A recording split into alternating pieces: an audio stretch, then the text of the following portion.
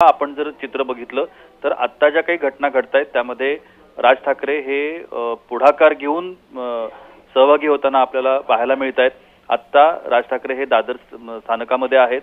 इथून ट्रेनने ते प्रवास करतील सीएसटी पर्यंतचा आणि त्यानंतर एका हॉटेलमध्ये ते विश्रांती घेतील आणि त्यानंतर ते मोर्चामध्ये सहभागी होणार आहेत। हा जो सगळा घटनाक्रम आपण जर आज बघितला तर महत्त्वाची जे काही चित्र आहे ते मुंबईतलं स्पष्ट करणारा अशा पद्धतीचा हा मोर्चा आपल्याला म्हणायला लागेल।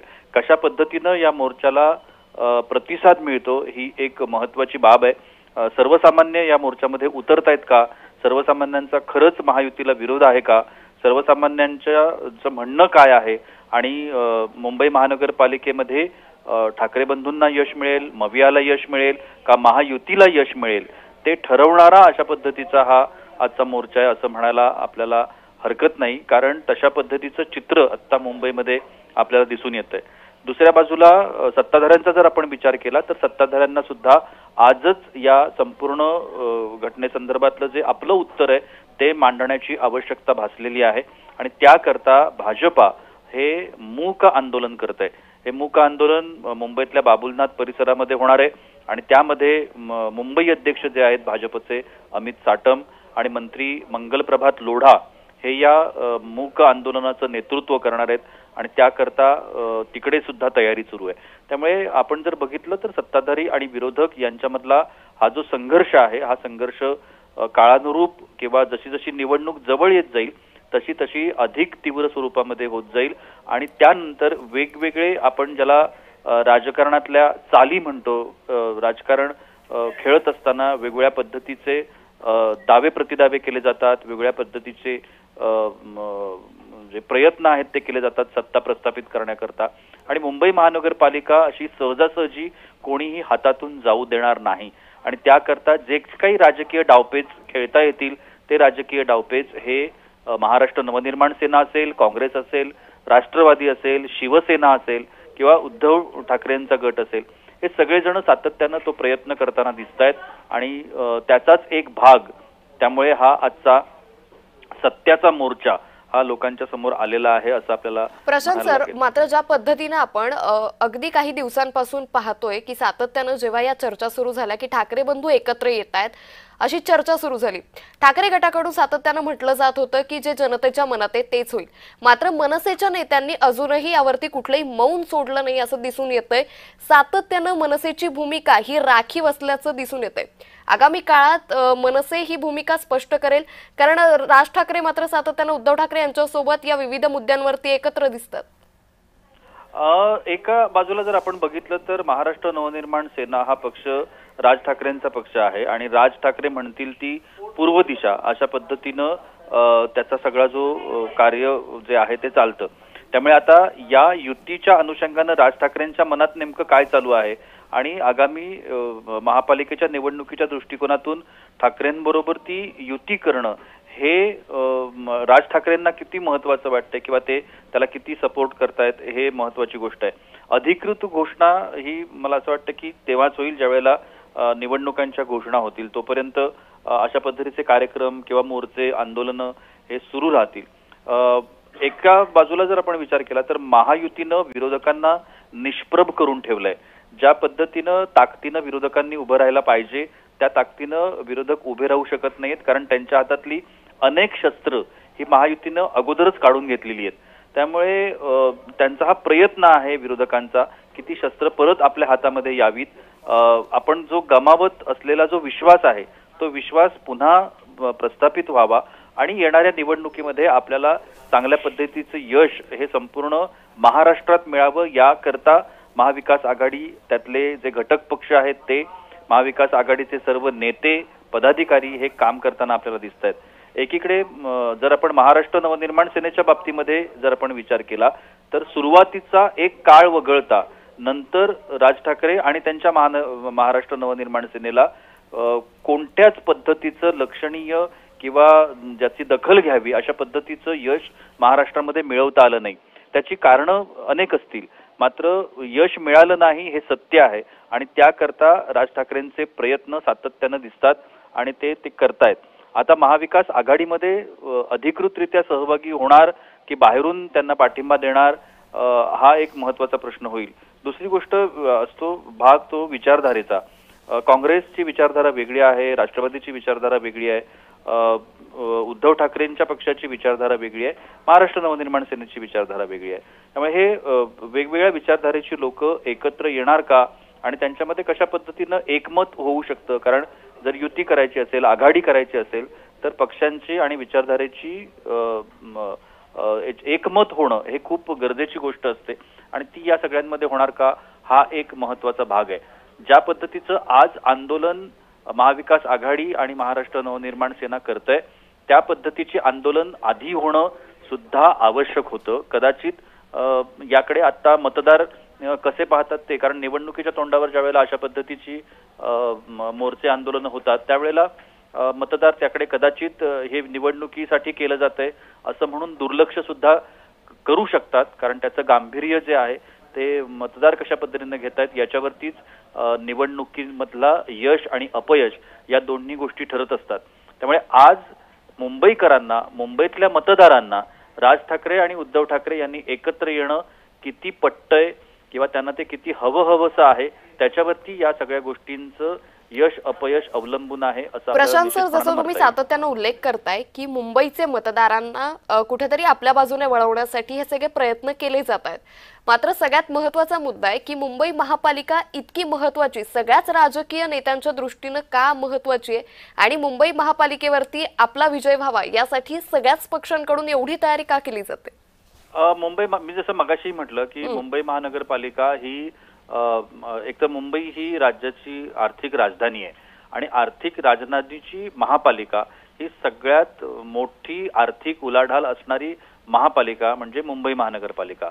मुंबई महानगरपालिका हातात येणं म्हणजेच मुंबईची सत्ता हातात येणं आणि मग ज्यावेळेला तुम्ही आर्थिक राजधानीवरती स्वतःची पकड मिळवता त्यावेळेला विधानसभेच्या निवडणुकांमध्ये, लोकसभेच्या निवडणुकांमध्ये आपल्याला काहीतरी वेगळ्या पद्धतीनं किंवा यश मिळवणं हे तसं सुलभ आणि सोपं होऊन जातं ज्यावेळेला तुमच्याकडे आर्थिक केंद्र हे तुमच्या हातामध्ये असतं आणि त्याकरता म्हणून ही धडपड सुरू असते. आपण जर गेल्या काही वर्षांचा भाग बघितला तर मुंबई महानगरपालिकेवरती सातत्यानं शिवसेना सत्तेत राहिलेली आहे. आता सुद्धा शिवसेनेची सत्ता आहे, मात्र ही शिवसेना आता एकनाथ शिंदेच्या ताब्यामध्ये आहे आणि सातत्यानं एकनाथ शिंदे, उद्धव ठाकरे, महाराष्ट्र नवनिर्माण सेना यांच्यामध्ये हा संघर्ष सातत्यानं दिसून येतो. काँग्रेस राष्ट्रवादीचा जर आपण विचार केला तर त्यांचा तेवढा प्रभाव मुंबईवरती नाहीये. मुंबईवरती या तीन पक्षांची सत्ता आहे किंवा प्रभाव आहे असं आपल्याला म्हणता येईल. भाजपचा चांगल्या पद्धतीचा प्रभाव मुंबईमध्ये आहे. त्यामुळे येणाऱ्या या निवडणुकीमध्ये हे सत्ता केंद्र जे आहे ते सत्ता केंद्र स्वतःच्या ताब्यात ठेवण्याकरता हा संघर्ष असणार आहे आणि हा संघर्ष सातत्यानं सुरू राहील जोपर्यंत ही सत्ता स्वतःच्या ताब्यामध्ये हे पक्ष घेत नाहीत. दुसरी बाब जी याच्यामधली आहे ती म्हणजे हे जे पक्ष आहेत, जर आपण इंडिव्हिज्युअली या पक्षांचा विचार केला, महाराष्ट्र नवनिर्माण सेना असेल किंवा उद्धव ठाकरेंचा पक्ष आहे, यांचा जर आपण वैयक्तिकरित्या विचार केला तर हे पक्ष बऱ्यापैकी संपुष्टात येत चाललेत. प्रादेशिक पातळीवरती असणारे हे पक्ष आहेत आणि त्यांना संपवण्यामध्ये भाजपला मोठ्या प्रमाणात यश आल्याचं चित्र आता आपल्याला दिसतं आणि त्यामुळे पक्ष संपू नये आणि पक्षाची जी विस्तार आहे तो आणखीन मोठ्या प्रमाणामध्ये व्हावा याकरता दोन्ही ठाकरे बंधू हे वर्चस्वाची लढाई लढताना आपल्याला दिसत आहेत. आज जर मुंबई महानगरपालिकेवरती सत्ता मिळवण्यामध्ये उद्धव ठाकरे, राज ठाकरे या बंधूंना यश आलं तर आगामी काळातल्या ज्या निवडणुका आहेत या निवडणुका या दोन्ही भावांसाठी सोप्या होऊन जातील. पर्यायानं त्यांना विधानसभेमध्ये लढताना, लोकसभेमध्ये लढताना सोपं जाईल आणि त्याकरता म्हणून मुंबई महानगरपालिका हातामध्ये असणं. आणि काय होतं, एखाद्या काळात मुंबई महानगरपालिका हातामध्ये आली की स्थानिक स्वराज्य संस्थांच्या इतर ज्या निवडणुका आहेत त्या निवडणुका आणि मग त्या नगर परिषदा असतील, नगरपालिका असतील, महानगरपालिका असतील त्या ताब्यात घेणं हे महत्त्वाचं ठरणार आहे. त्याच्यामुळे सगळ्यात महत्त्वाची गोष्ट आपल्याला ही म्हणता येईल की मुंबई महानगरपालिका ताब्यात ठेवण्याकरता आज या सगळ्यांचा संघर्ष जो आहे तो संघर्ष आपल्याला दिसून येईल आणि त्यातला हा सत्याचा मोर्चा आणि मूक आंदोलन हे दोन्हीही भाग आपल्या समोर आहेत. सत्ताधारी आणि विरोधक मुंबईत आमने सामने आलेले आहेत. निश्चित. आणि त्यामुळे आता या दोन्ही मोर्चांना कशा पद्धतीने प्रतिसाद मिळतो आणि यावरूनच खरं तर अंदाज लावता येईल की आगामी महापालिकेत लोकांचं मत, लोकांचा कल नेमका कुठल्या बाजूने. आता जरा मोर्चाच्या मुद्द्यावरती आपण येऊया, कारण मोर्चा हा आता काही वेळात सुरू होईल, ज्यासाठी राज ठाकरे हे स्वतः दादर स्थानकावर आहे.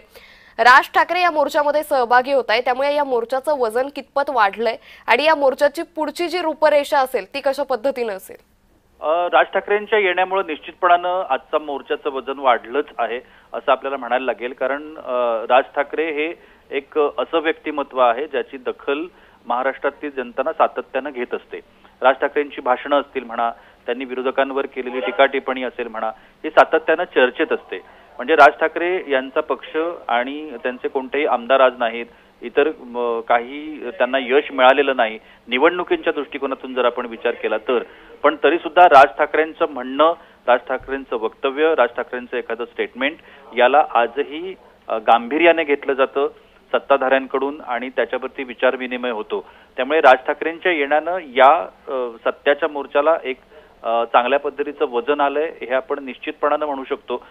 मात्र पुन्हा एकदा तोच भाग येतो की या सगळ्याचं मतांमध्ये कशा पद्धतीनं परिवर्तन होईल. मुंबईकर खरंच या सगळ्यांच्या पाठीमागं उभे राहत आहेत का, पुन्हा एकदा महायुतीच्या पारड्यातच आपली मतं टाकतायत, हे येणारा काळ ठरवेल. मात्र त्याकरता असणारी ही सुरुवात आहे. म्हणजे बिगुल वाजलं मुंबईमध्ये महानगरपालिकेच्या निवडणुकांचं असं म्हणायला आपल्याला काहीच हरकत नाही. आज 1 नोव्हेंबर आहे आणि या दिवशी विरोधकांनी खऱ्या अर्थानं निवडणुकांचं बिगुल मुंबईमध्ये वाजवलंय आणि आता येणाऱ्या काळामध्ये अशा पद्धतीची आंदोलनं, मोर्चे हे सातत्यानं मुंबईमध्ये होताना आपल्याला दिसतील. मुंबई महाराष्ट्राची आर्थिक राजधानी आहे आणि तिच्यावर वर्चस्व प्रस्थापित करण्याची ही लढाई आहे असंच म्हणायला पाहिजे. निश्चित. प्रशांत सर, आपण पाहतोय की गेल्या काही वेळापासून राज ठाकरे स्वतः या दादर रेल्वे स्थानकावर थांबले. साधारण किती वेळात ते चर्चगेटला पोहोचतील आणि पुढचा कार्यक्रम सुरू होईल? दादर ते CST हे जर अंतर आपण बघितलं तर साधारणतः एक 20 ते 25 मिनिटांमध्ये दादर पासून रेल्वे ही CST पर्यंत पोहोचते. त्यामुळे त्या काळामध्ये दादरवरून राज ठाकरे हे CST पर्यंत पोहोचतील आणि त्यानंतर एका हॉटेलमध्ये ते विश्रांती घेणार आहेत आणि त्यानंतर ते मोर्चामध्ये सहभागी होणार आहेत. आता संपूर्ण मोर्चाचा जर आपण विचार केला तर नुसत्या मुंबईतून नाही तर महाराष्ट्रातून सुद्धा महाराष्ट्र नवनिर्माण सेनेची लोक येत आहेत, काँग्रेसची काही लोक येत आहेत, इतर पक्षांची लोक सुद्धा सहभागी होण्याकरता मुंबईमध्ये येत आहेत. त्यामुळे त्यांच्या येण्याची वाट पाहणं हे सुद्धा या सगळ्यांसाठी महत्त्वाची गोष्ट आहे. कारण या सगळ्यांना मुंबईत पोहोचेपर्यंत वेळ होईल आणि ते आता थोड्याच वेळामध्ये मुंबईमध्ये सगळेजण पोहोचतील आणि त्यानंतर फॅशन स्ट्रीट या ठिकाणाहून खऱ्या अर्थानं हा जो मोर्चा आहे तो सुरू होईल. महाविकास आघाडीचे सगळे नेते जे राज्य पातळीवरती मार्गदर्शन करत असतात, नेतृत्व करत असतात, हे सगळे नेते मुंबईतल्या या मोर्चाचं महत्त्व जाणून आहेत. त्यामुळे राज्य पातळीवरचे सगळेच नेते या मोर्चाला उपस्थित राहण्याचा प्रयत्न करतायत. राज ठाकरेंच्या पक्षांमधनं बाळा नांदगावकर आहेत, नितीन सरदेशमुख आहेत किंवा संदीप देशपांडे आहेत, अभ्यंकर आहेत, ही सगळी जण आता राज ठाकरेंबरोबर आहेत आणि ते आता राज ठाकरेंबरोबर प्रवास करतायत ट्रेनमधून, लोकलमधून. लोकलचा पर्याय राज ठाकरेंनी केवळ ट्रॅफिक जाम होण्यापासून मुंबईकरांना वाचवणं या उद्देशाने केलेला असावा असं वाटतं. कारण मुंबईतल्या रस्त्यांवरून जर राज ठाकरेंचा ताफा CST पर्यंत जाण्याचा त्यांनी प्रयत्न केला असता तर कदाचित मुंबईतला मुख्य मार्ग जो आहे हा ब्लॉक झाला असता. त्याच पद्धतीनं बऱ्याच वेळेला असं होतं की VVIP एंट्री म्हणून अनेक वेळेला पोलीस सुद्धा किंवा वाहतूक विभाग जो आहे तो वाहतूक विभाग रास्ता रोखून धरतो आणि त्यामुळे मग जे सर्वसामान्य लोक आहेत. प्रशांत सर, एक मुद्दा या निमित्तानं उपस्थित होतो की राज ठाकरेंच्या निवासस्थानापासून ते CST पर्यंत मेट्रो लाईन आहे. मग ते मेट्रोचा पर्याय त्यांच्या डोक्यात का नाही आला किंवा ते मेट्रोने जाण्याचा पर्याय त्यांनी का नसेल निवडला? कदाचित राज ठाकरे किंवा त्यांचे पदाधिकारीच याचं उत्तर देऊ शकतील. मात्र त्यांना कदाचित दादर मार्गावरून हा सोपा मार्ग असावा तिथपर्यंत पोहोचणं किंवा इतर जी त्यांची लोक आहेत ती याच्यामध्ये सहभागी होणं हा महत्त्वाचा मुद्दा त्यांनी लक्षात घेतला असावा आणि म्हणूनच कदाचित त्यांनी लोकलचा विचार केला. मेट्रोनं न जाता राज ठाकरे आणि त्यांची सगळी मंडळी, आपण पाहताय दृश्यांमध्ये, राज ठाकरे लोकलमध्ये बसलेत, त्यांच्याबरोबर त्यांचे सगळे सहकारी आहेत आणि आता ही सगळी मंडळींचा प्रवास दादर स्थानकापासून CST पर्यंतचा हा प्रवास आहे तो सुरू झालाय.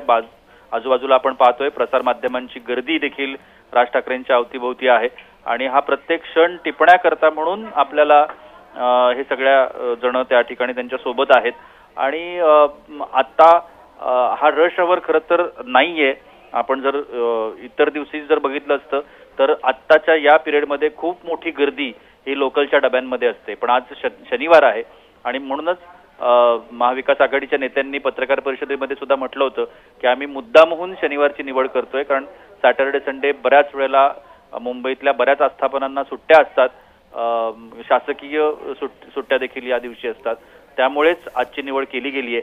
त्यामुळे राज ठाकरेंबरोबर ती आत्ता जी आपल्याला गर्दी दिसतेय ही कार्यकर्त्यांची गर्दी आहे. राज ठाकरेंचे मुंबईमधले जे कार्यकर्ते आहेत हे कार्यकर्ते सगळे आपल्या नेत्यासोबत लोकलने प्रवास करतायत आणि आता हे थोड्याच वेळामध्ये सगळेजण CST मध्ये पोहोचतील. निश्चित. प्रशांत सर, आपण पाहतोय की राज ठाकरे हे लोकलने प्रवास करणार म्हटल्यानंतर रेल्वे प्रशासनासमोर मोठं आव्हान असेल, कारण जरी आज शनिवार असला तरी रोजचे कर्मचाऱ्यांची ये जा असते. त्याचबरोबर मुंबईकरांचं प्रमुख स्थानक म्हटल्यानंतर दादर रेल्वे स्थानकाचं नाव येतं आणि त्यामुळे आता एकंदरीतच या सगळ्या रेल्वे स्थानकावरती आणि राज ठाकरे ज्यावेळी चर्चगेटला पोहोचतील त्यावेळी त्या रेल्वे स्थानकावर कशी तयारी असेल हे पाहणं महत्त्वाचं ठरेल. तुर्तास धन्यवाद प्रशांत सर, आपण दिलेल्या सविस्तर माहितीसाठी.